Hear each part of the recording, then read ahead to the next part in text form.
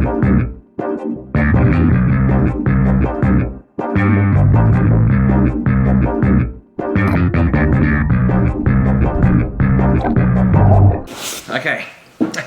this is a spear gun.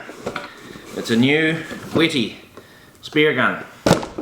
Now 7 years ago I used to play paintball, and I played it for about 12 years, and it's paintball is a very equipment intensive sport, a bit like spearfishing. They're both quite equipment intensive. Paintballers, you know, they love to, you know, buy the gadgets, get the aftermarket barrel, the aftermarket loader, the new regulator, you know, get the bigger air tank, get the new vest, the new harness, get the new jersey, and there's no end to it. There's absolutely no end to it. The amount of money that you throw into paintball. Anyway, and then the people who do this, they make paintball videos and publish paintball videos on YouTube. They love to do their unboxing videos. It's like, oh, I've got a new toy, unbox it, and I have to show it off. So, anyway, we'll unbox a spear gun, shall we? That's from Wetty, so this is a Wetty spear gun. Now, I'm gonna talk a little bit about spear guns in this segment of the video. Now, I've only been using spear guns for about 1 year, because if you watched last year's, you know, end of season wrap up video, it was like literally me using a spear gun for the first time. So, you know, I was very new to it. I still am quite new to it even now, but I've gotten a wee bit more experience with, you know, dealing with spear guns.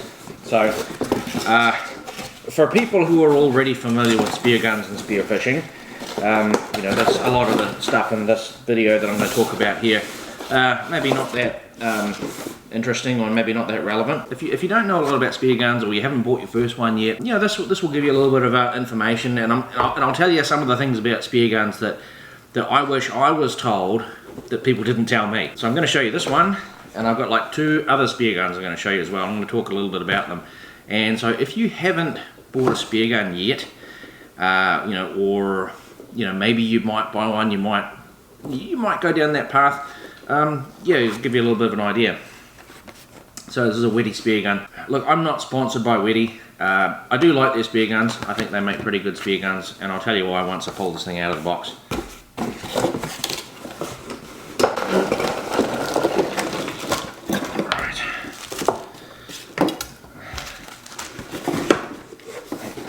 Alright, nothing left in there. Okay, so this is one of the limited edition Wetty Reef Pro guns. The limited edition with the coloured bands and the coloured sticker on the barrel and the coloured handle and the coloured muzzle.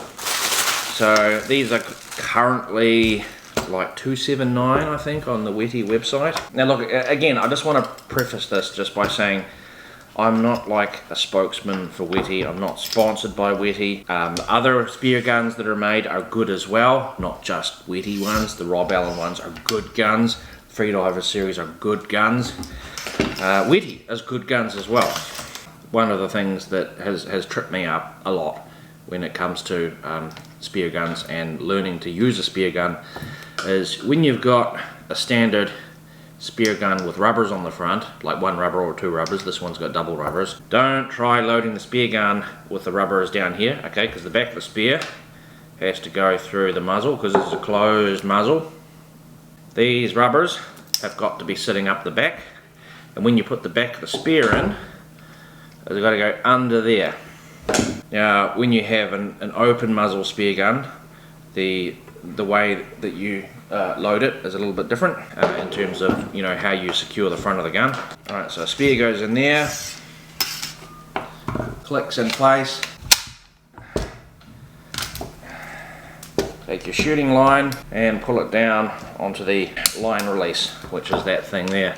On the Wetty guns, this is on the side of the handle there. On some other guns, like the Rob Allen guns, this line release is actually down here, sort of where the reel is. So this is the Wetty Reef Pro in the custom blue with twin 14mm rubbers.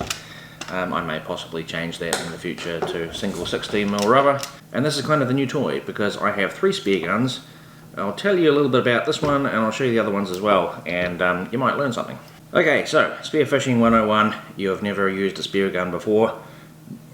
What's a spear gun made up of? What are the components? Alright, well here is a Rob Allen Cobia 500. You can see how small it is. This is basically what you call a little baby spear gun. It's almost for kids. The only thing that stops this thing being for kids is the 16mm rubber on the top, and normally with kids you'd give them a 14mm or a 12mm rubber. 14 or 12mm rubbers are a lot easier to pull back. But this thing, even with this thing, you know, the distance you've got to pull back, pretty small. So your typical spear gun will have a safety on it. The Rob Allen ones like this one here, safety is just on the back there. You've typically got a shark clip down the bottom there. Sometimes the guns might not come with a shark clip, and so you really need to attach your own. Not all spear guns come with the butt on the back of the handle, and for me, when I first started, I sort of thought, I saw this and I thought, oh no, that's no good, that's no good. No, yeah, you have to have the butt on the back of the gun like that. No, you have to have it, you have to have it. Actually, you don't have to have it.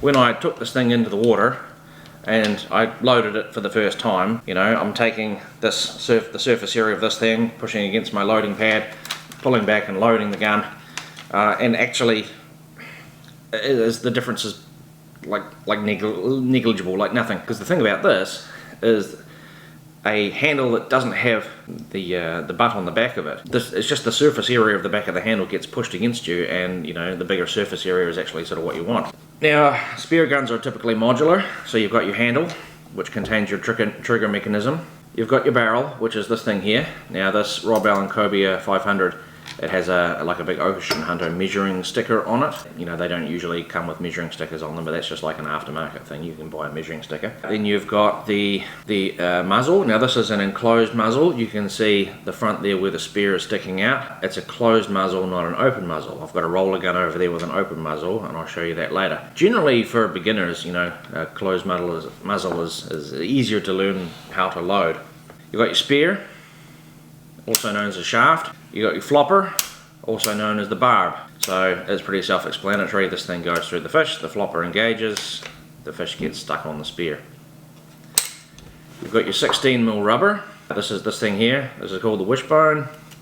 Your 16mm rubber is used for pulling back, and it inserts into the small notches on the spear here. So a lot of spears come with 2 notches, and the purpose behind that is that you could change up the gun if you wanted. So actually the muzzle has another slot here, so you could take out the 16mm rubber and put in like 2 14mm rubbers instead if you wanted to. And of course, if you've got 2 rubbers, then you need 2 notches. On the top of the barrel, you've got the rail. Now the rail is just essentially a groove that goes all the way along the top of the barrel, and the shaft or spear sits in it. And so when people talk about a rail gun, that's all that means. It just means that there is a big groove on the top of the barrel which holds the spear in place, which is actually good. It's ideal, it's what you want. Not all spear guns even have a rail. Some of them don't have a rail, and those cheaper ones that don't have a rail, they just have a connection point at the back. They have the muzzle holding it in the front, and you have no points of contact at all along the barrel. And when you fire that gun that doesn't have a rail, you just get a little bit less accuracy, because as it comes out, you know, it's not making solid contact with the barrel, and it'll come out and it's just going to be a little bit less accurate. You've got your shooting line, and you've got your bungee on the bottom. Okay, so I will have to pull the spear out to show you.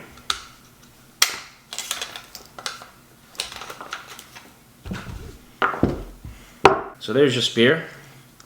There's the front end. You've seen that. That's the back end.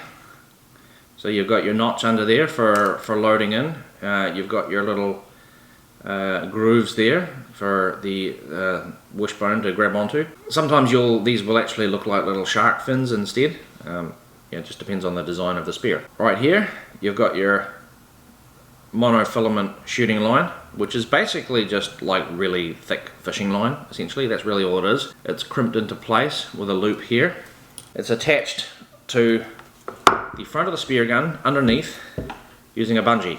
So this bungee is here so that when you fire the spear gun and you either hit a fish or don't hit a fish, the bungee helps to slow down your spear, so that you're not going bang and putting strain on your shooting line. Now the bungees do actually wear out from time to time. Here is a replacement bungee, and this is for my Wetty Reef Pro just over there. And I'll show you why I've purchased this, because on my black gun, my Wetty Reef Pro, which I've converted into a roller gun, my bungee is actually wearing out. So underneath the front of the gun, the bungee will attach to the front of the gun here, and it will clip on to the shooting line with that. And inside there you've got some coiled up Dyneema line. You've got your sort of silicone rubber, which is essentially your shock absorber. Now if this gets worn out, you should replace it. This is one of the replaceable parts that you'll have with spear guns. The other replaceable parts are the rubbers. You only get 1 or 2 years out of these, depending on how much you use it. Your spear is replaceable, your shooting line is replaceable. Now you do get wear and tear on different parts of the spear guns. This is one of those things that after you've been using your spear gun for a year or two, your bungee should really be replaced, especially if it's showing signs of wear and tear. Because if you don't replace it, you risk losing your spear and losing your shooting line. And replacing this is $20. Replacing this is $60 to $70. That's before shipping. Spears are not cheap. This gun, just like the other gun, loads exactly the same way.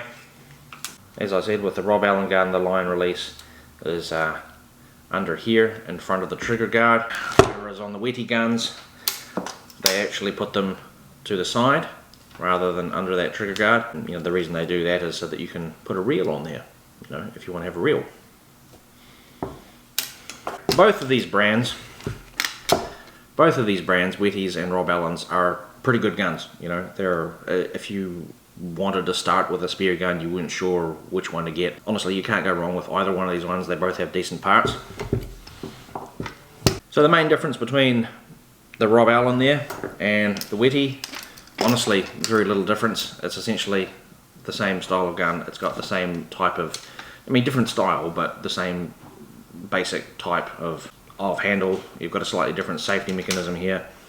You have got the same type of shooting line here. You've got the same type of bungee. You've got the same type of spear. You've got the same single flopper. You've got the same type of enclosed muzzle. And with this particular one, you've got twin 14mm rubbers. Just gives you different power options. Now the benefit with twin rubbers is that it gives you different power options, and it also gives you a backup option. So if you're in the water and one of these things snaps, like just from old age wear and tear, it snaps, you've still got another one you can use. If you're going for something a fish that you know is just quite a small fish, you may want to just load it up with one rubber rather than two. If you're going for a bigger fish that's like a snapper or like a kingfish, or like a snapper's got big thick solid skull, or a kingfish is just a big fish, you will want to use both rubbers, just more power. And yeah, a lot of people swear by double rubber guns, if they're going to participate in like tournaments, competitions, any kind of competition, because you've got, essentially backup. So here's my other gun. This is the one that I've been using essentially for the past year. I've used this one pretty much the most. Now this is a Wetty Reef Pro roller gun, and I actually converted this gun from a roller gun down to a normal Reef Pro, and then back again into a roller gun. Why did I do that?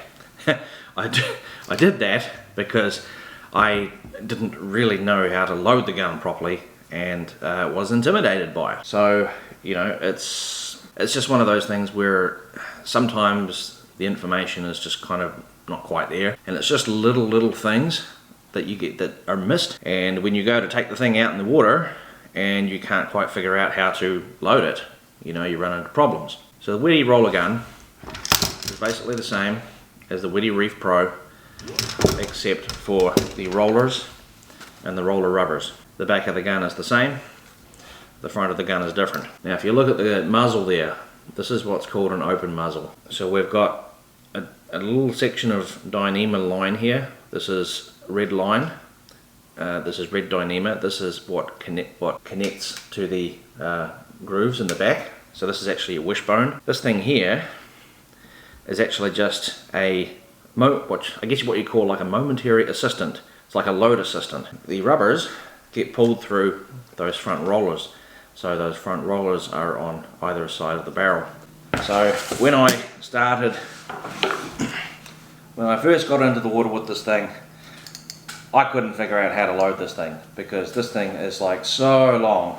Now when you're pulling rubbers back like this out of the water, it's really difficult because rubber is a lot tougher out of the water, and once you get in the water, the cold temperature of the water actually makes the rubber easier to stretch.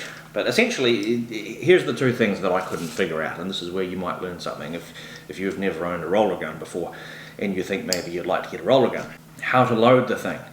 So I thought that what you had to do, of course you have to get it on your chest here because you can't reach all the way up the front.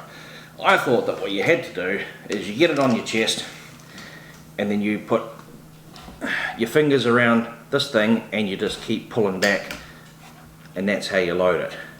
Actually what you are supposed to do instead is use that and pull them back, and then once they're pulled back, imagine this Rob Allen is that wetty one, you've got it pulled out a little bit. So rather than holding on to that handle on the top, you should actually transfer your hands onto the rubbers to finish the loading process. Nobody told me that. I only discovered it recently after watching the Wetty YouTube channel on, you know, showing you their wetty guns, and it's like, here's how you reload this gun. So I'm holding on to this, I grab the handle, I push and pull to get it located at the top of my abdomen, not on my sternum. Pull back, grab with both hands, then launch back and hook it onto your notch. The further back you pull it, the more power you have. This is our compact roller system that'll take up to a 16mm rubber through here. Another thing was, how do you load this? How do you load with an open muzzle? That's another real sticking point. Okay, so you've fired your spear, now it's time to put it back in. Of course, it goes underneath that red Dyneema because that is essentially temporarily acting as a closed muzzle until you pull it back and you load it. This part of the process is the same, clicks into place. Now, here's where things get complicated, here's where things are a little bit different. On the front of this roller muzzle, the top of it is open. So when you pull this thing back, this Dyneema line and this handle is not going to be there. So this is actually going to be open. So you see how there's a bit of play in this? There's nothing holding the spear down because once you've pulled this back, that Dyneema and that handle, they're not there anymore. So what do? Well, typically with open muzzle guns, on the left side you've got like a little catch that it goes underneath, then the line, it goes over the top of the spear, and then along the other side of the front of the muzzle there's often like a groove or another catch, and it goes down, and then the rest of the line loading process is the same. So here, what do we do with this one? So this one, it goes along the left side of the spear, it hooks under that little wee wishbone thing that's sticking out, it goes over the top of the muzzle, over the other wishbone, and then both sides of the shooting line come underneath the gun, and the rest of the loading process is the same. Hook it around your catch here.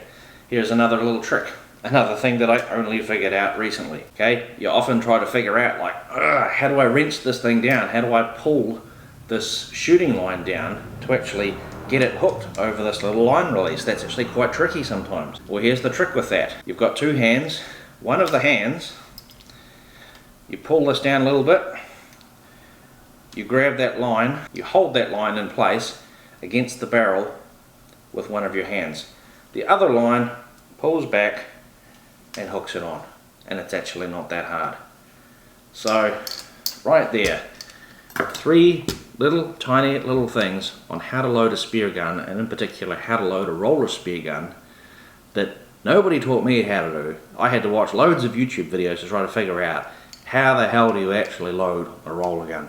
Some of the YouTube videos that I watched were like promotional videos, and they would basically say, oh, you know, you can use a roller gun, you know, as a beginner, no problem, go out there, give it a go, use it. You can, sure. Doesn't necessarily mean that I would say that it's the best way to learn to spearfish. I wouldn't say that it's the way you should start, to be honest. I really think that after having a go with just a normal gun, this is what you want to start with. A basic closed muzzle, single rubber gun. Don't get one too big. This one's just a little baby one. This one doesn't have a lot of range, you know, but this is like the ideal learner's gun.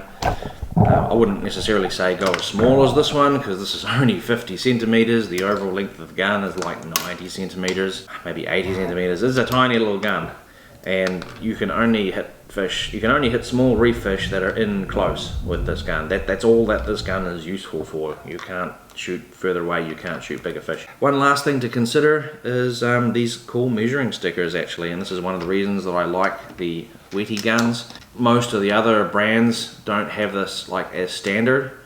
You know, the Freediver series don't have it as standard. The Robin Allen ones don't have it as standard. The wetty ones, for whatever reason, do have it as standard. Basically, every gun comes with a measure on it, and the measure actually not only has the centimeters on it,